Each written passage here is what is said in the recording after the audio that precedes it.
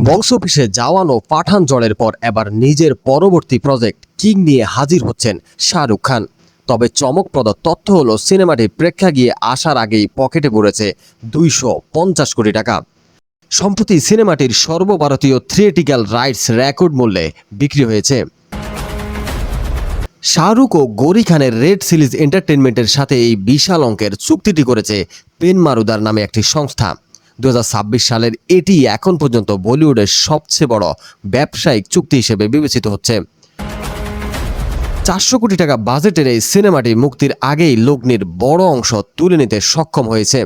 King সিনেমাটি শাহরুখ খানের কাছে কেবল একটি প্রজেক্ট নয়, বরং আবেগের জায়গা। কারণ এই সিনেমার মাধ্যমে বড় পর্দায় অভিষেক হতে যাচ্ছে তার কন্যা সুহানা খানের। ওটিটিতে সুহানা খানের কাজ দেখা গেলেও প্রেক্ষাগৃহে এটি তার প্রথম সিনেমা। বড় পর্দায় বাবা মেয়ের এই যুগলবন্দি দেখার জন্য দর্শকরা অধীর আগ্রহে অপেক্ষা করছেন।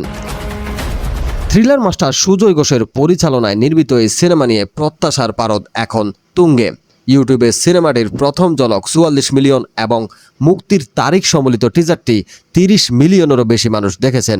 সব ঠিক থাকলে 2026 সালের 24 ডিসেম্বর বড়দিন উপলক্ষে মুক্তি পাবে কিং।